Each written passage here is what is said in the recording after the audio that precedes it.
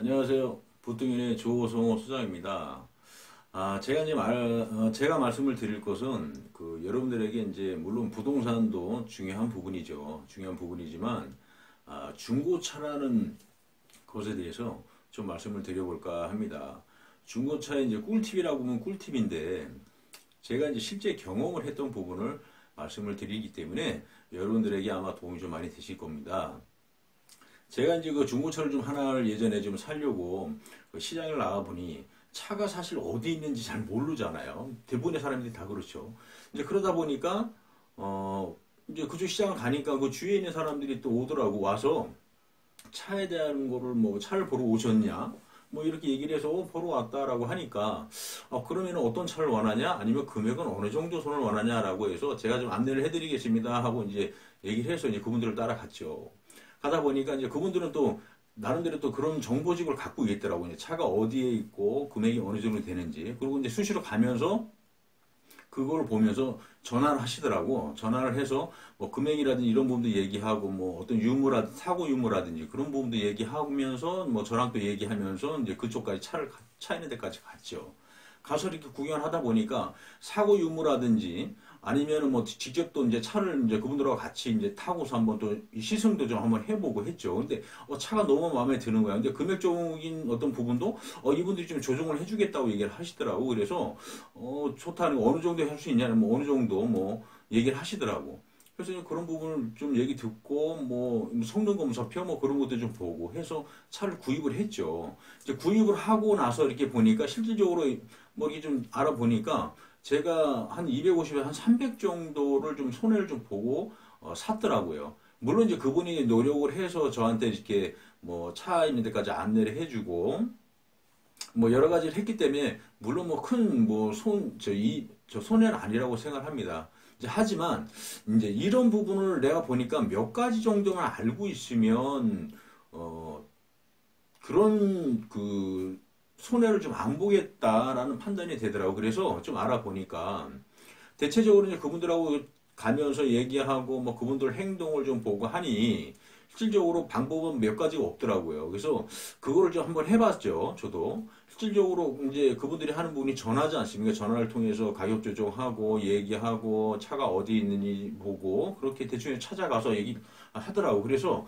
그것대로 한번 해봤죠. 그랬더니 뭐 간단하더라고. 예를 들어서 차를 내가 선택을 하고 차가 어디인지 모르지만 한 바퀴 그 시장을 쭉 구경을 하면서 차가 마음에 드는 게 있어서 그거를 선택을 하고 가보니 실제로 보니까 차 위에 그 차 안이죠. 안에 이제 그 전화번호라든지 어떤 그런 그 차에 대한 어떤 기본적인 그 내용들이 나와 있더라고, 거기에.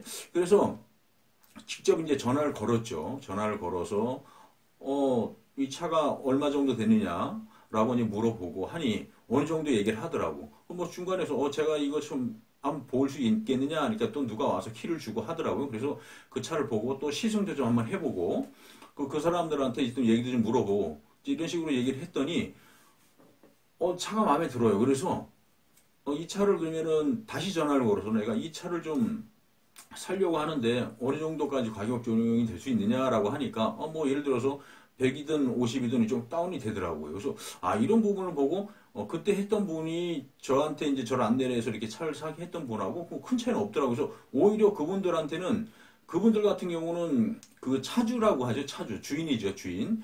그 차주 주인한테 전화를 해서 예를 들어 차주 주인이 뭐 1,000만 원 입금하세요라고 하게 되면 이분들 같은 경우는 1,200, 뭐 1,300, 뭐 1,500 이렇게 부르는 경향들이 없잖아 있더라고. 그래서 거기에 대해서 가격 조정을 좀 해주고 좀 깎아주기 때문에 그분들이 또 이제 돈을 벌어가는 거죠.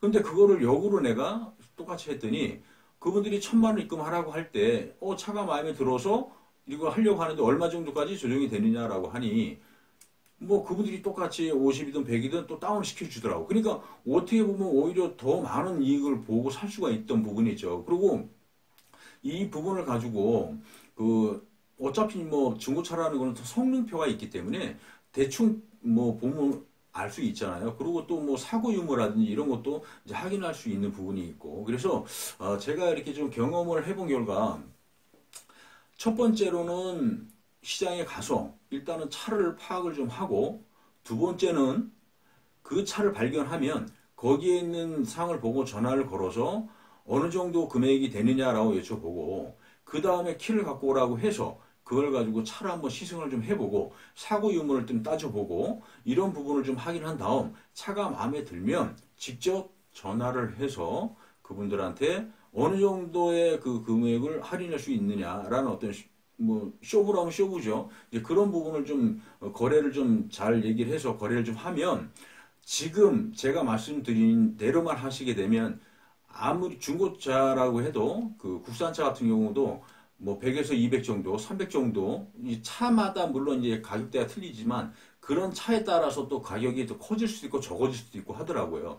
특히 또 외제차 같은 경우는 막 어떻게 보면 500, 1000만 원 이 정도를 더 주고 사는 경우도 있더라고요. 그래서 이런 부분을 체크를 좀 하시고 가서 구경을 하시면서 좀 그 차를 좀 타시고 보시고 마음에 들면 또 선택할 수 있는 방법들이니까 이런 것들을 한번 좀 잘 그 생각을 해보시고 구경을 좀 해보시면 좋을 것 같고 그래서 이렇게 좀 말씀을 드렸는데 어떻게 좀 잘 되는지 모르겠습니다.